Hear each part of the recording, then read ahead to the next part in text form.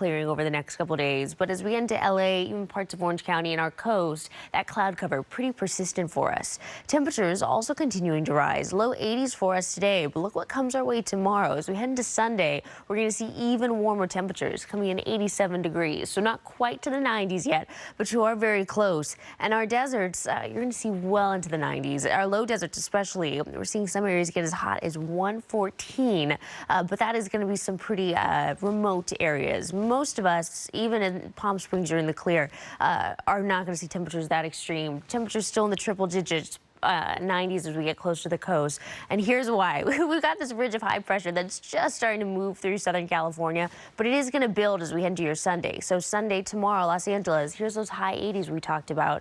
And then we start to cool down once again. So Monday, Tuesday, mid 80s return. We are going to still be well above average until about midweek. Los Angeles coming in at 84 on Tuesday. So today, have the sweaters handy this morning, but you really will not need them as we head into later this afternoon.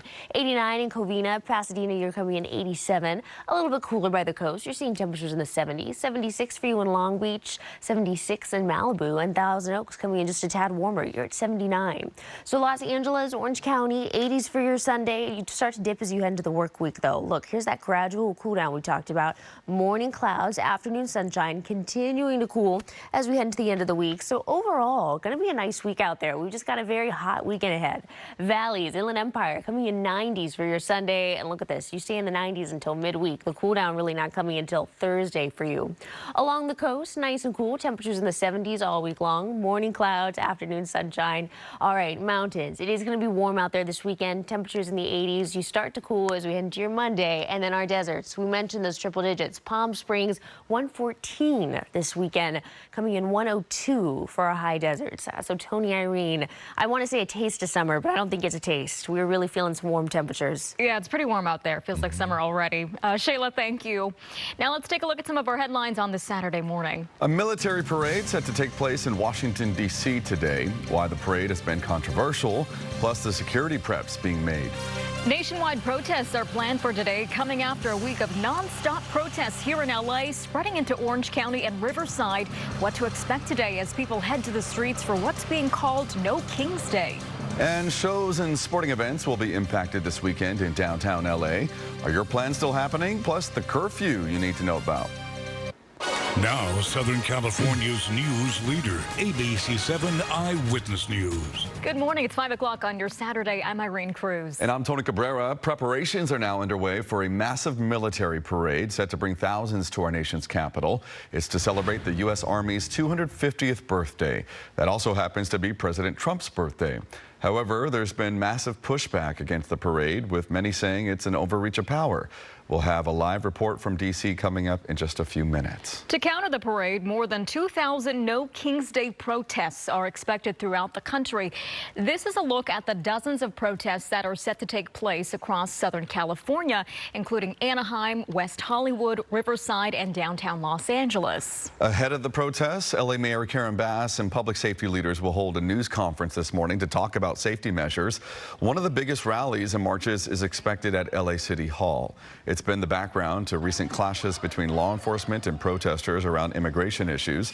Local businesses spent the night boarding up their shops in anticipation of the thousands that are expected to attend today's event. Organizers described today's protest as a peaceful way to oppose the current administration.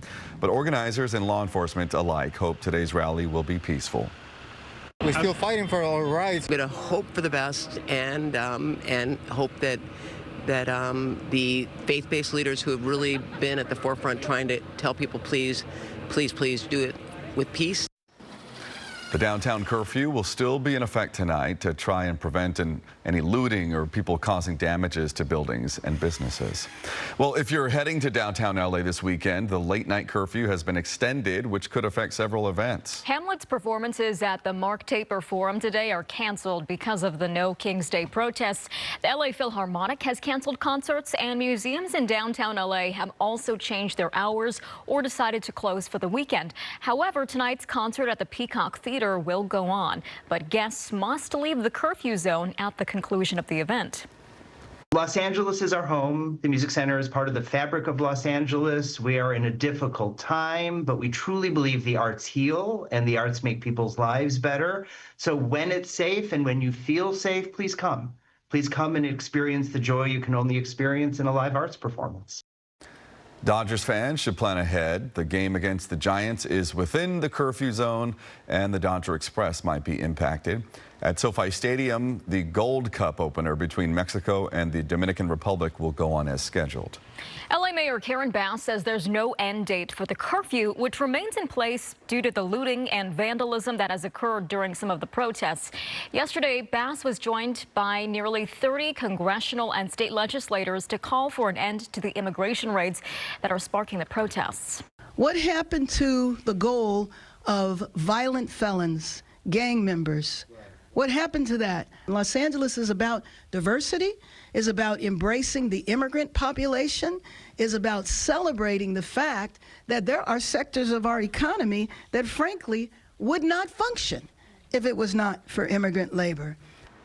Bass says she hopes the curfew will lift once the raids end. According to the Department of Homeland Security, the Trump administration has now shifted its focus and has paused ICE raids on the agriculture, hotel, and restaurant industries. As LA prepares for No King's Day, hundreds of armed U.S. Marines have been deployed to protect federal buildings. The troops, dressed in body armor and carrying assault rifles, were spotted around the federal building in Westwood with military vehicles nearby. It's a pretty rare and controversial move to see the military on the U.S. soil like this.